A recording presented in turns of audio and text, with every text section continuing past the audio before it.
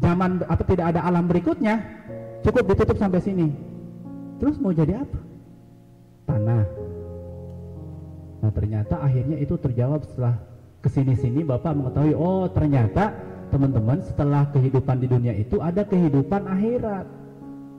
Apa yang kita lakukan itu nanti akan diputar lagi di sana, seperti itu. Ya. Nah itu mungkin tiap orang punya pengalaman spiritual yang berbeda-beda. Ya. Nah apa cirinya seseorang yang rapuh? Teman-teman jangan menganggap negara-negara maju teknologinya keren, ya kan? Orang-orangnya maju, tidak juga. Ya. Kalau kalian baca itu ada 7 tempat favorit orang bunuh diri. Padahal dari segi ekonomi, kekayaan dia berlimpah. Ya. Ya. Kalau di Amerika itu namanya ada bridge, jembatan. Apa namanya itu ada di Amerika jembatan yang paling tinggi. Itu menjadi salah satu tempat favorit orang mengakhiri hidupnya. Padahal ketika dilihat hartanya banyak, mobilnya banyak. Ya. Istrinya satu sih biasanya ya. Bukan kurang istri ya. Artinya segala kehidupannya tercukupi, tapi ternyata dia mengakhiri hidupnya. Kenapa? Karena tidak dibingkai oleh spiritual question. Pelariannya ke situ, ya kan? Stres sedikit, narkoba. Stres sedikit, minum minuman keras. Sampai naudzubillah itu mengakhiri hidupnya. Jepang, ada 2 tempat favorit di Jepang yang digunakan untuk orang mengakhiri hidupnya. Ada di hutan Aikagaro kalau nggak salah itu ya. Ada satu lagi di mana? Itu teman-teman. Itu kenapa? Karena mereka mungkin hanya pandai dari sisi IQ dan EQ, tapi tidak dibingkai SQ-nya. Karena dia tidak tahu tujuan akhir hidupnya itu seperti apa. Ya. Maka kita harus hindari itu. Oke? Jadi jangan menganggap negara-negara maju seperti Jepang, Amerika itu mereka bebas dari tekanan-tekanan, malah lebih luar biasa. Oke. Kapan Bapak nyampein materi? Ini 5 menit lagi ya. Katanya sampai jam 8. Ya. Baik, lanjut. Next. Nah, apa ciri-ciri orang yang memiliki kecerdasan spiritual, teman-teman? Yang pertama yaitu berani menghadapi kesulitan, tidak pengecut. Ya. Ketika ada masalah, dia bukannya lari dari masalah, tapi berusaha untuk mengatasinya. Itu ciri-ciri orang yang mempunyai kecerdasan spiritual, ya kan? Kalau ada slogan mengatasi masalah tanpa masalah, slogan apa itu? Pegadaian ya. Ini jangan sampai mengatasi masalah muncul masalah baru gitu. Tapi yang penting kita berani dulu menghadapi kesulitan dengan nama lain gentle. Ya. Kemudian yang kedua, mampu berpikir secara holistik. Apa tuh holistik? Menyeluruh. Dia sudut pandangnya tidak hanya dari satu sisi doang. Coba lihat dari sisi yang lain. Ya. Ketika misalnya kita kena musibah seperti itu, kita jangan menyalahkan gimana sih ini, menyalahkan diri sendiri, ya kan, terlalu memvonis dirinya sendiri, kan, akhirnya sampai depresi. Naudzubillah, tidak boleh, ya kan? Kita tarik lagi garis ke atas. Oh, mungkin ini adalah skenario-nya Allah, skenario-nya Tuhan yang Maha Esa. Ya, Bapak dulu waktu mau kuliah itu ikut tesnya mah di kampus favorit, ya, tapi diterimanya di kampus ya lumayan favorit gitu. Waktu itu Bapak kesel, kenapa sih tidak bisa masuk ke kedokteran gitu ya? Emang Bapak nggak milih ya? Kenapa sih nggak masuk UI gitu ya? Kenapa sih harus masuk sini? Ternyata setelah kesini-sini, oh Bapak berpikir, oh iya, berarti ada hikmahnya. Bapak bisa memberikan ilmu kepada kalian, ya kan, beramal jariah yang mudah-mudahan jadi tabungan pahala. Seperti itu. Jadi kita selalu pandai mengambil hikmah. Kalau kita lakukan seperti itu, maka kita tidak akan stres.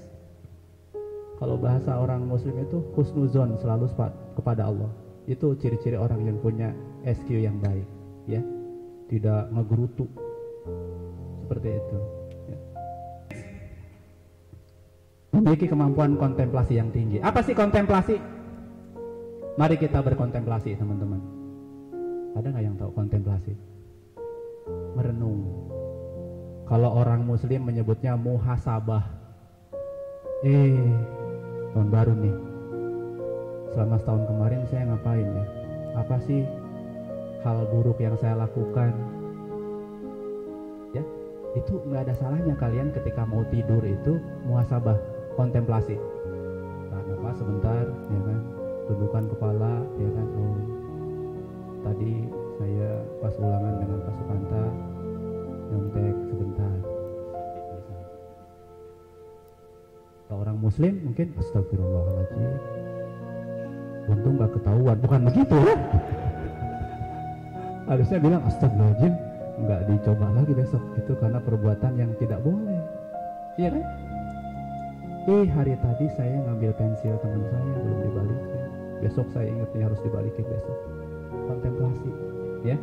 Jadi merenungi apa yang sudah kita lakukan, merefleksikan apa yang kita lakukan supaya kita bisa lebih baik esok hari.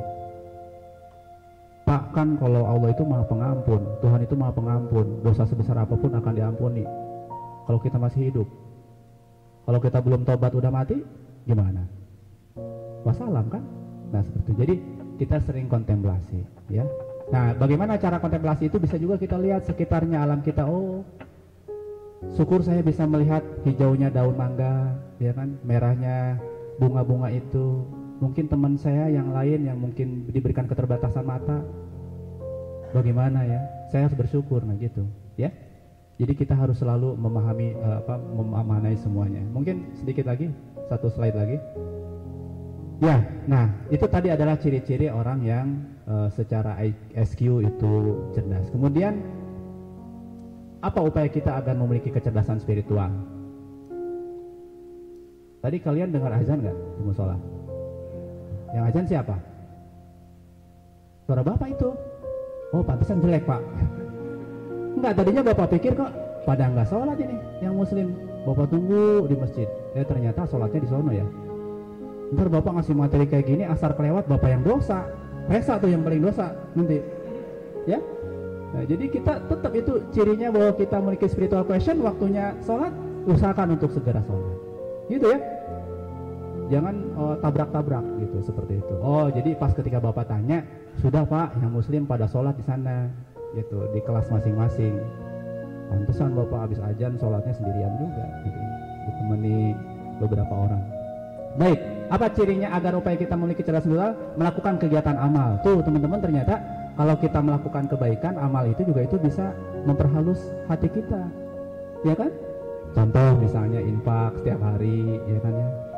Kalau berdasarkan nalar, logika, kamu pasti akan berpikir, saya sekolah nih, ongkos saya cuma 2.000, dimintain 1.000. Kalau bukan spiritualnya yang bicara, itu tidak akan nyampe. Tapi kalau spiritualnya yang berbicara, oh ternyata ini tuh tabungan saya nanti kalau saya berada di kehidupan yang lain, gitu ya. Jadi kita beramal, tidak melihat agama, tidak melihat golongan, tidak melihat suku. Kebaikan itu sifatnya universal, teman-teman, ya. Mau siapapun bayi terlahir itu dia punya fitrah kebaikan. Makanya kayak Bill Gates itu seorang triliuner, seorang pencipta Microsoft, hartanya sekarang baru 3.000 triliun sih. Sedikit nggak? 3.000 triliun, bayangin itu kalau SMA dijadikan gudang duit dia mungkin SMA nih penuh nih. Tapi dia bikin charity, bikin amal kepada lembaga-lembaga fakir miskin, kepada yatim gitu kan.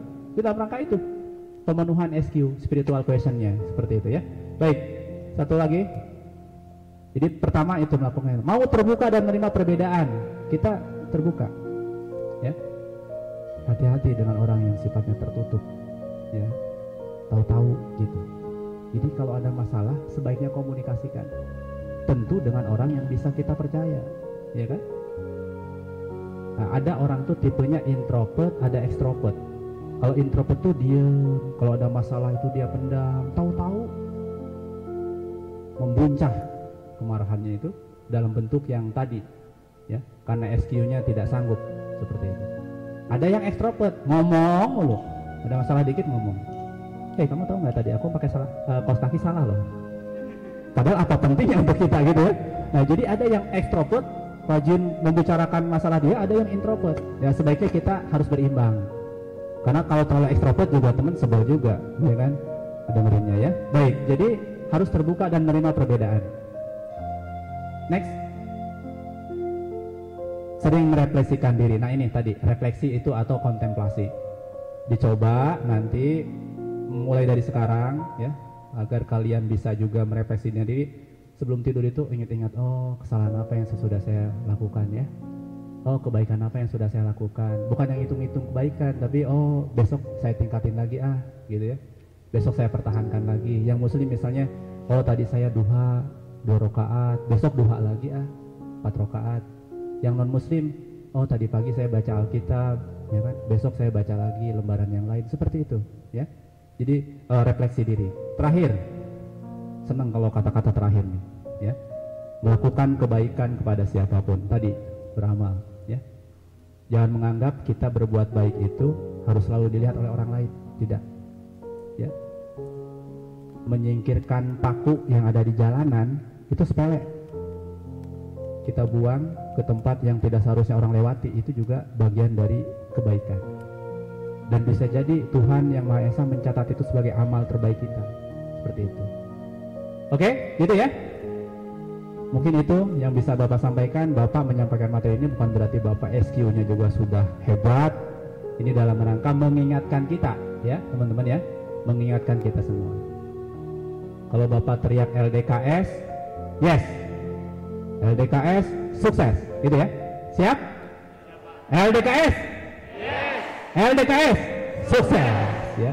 Semoga kalian menjadi orang-orang yang sukses, tidak hanya di dunia, juga di akhirat, dengan bingkai IQ, EQ, dan SQ yang sepadan.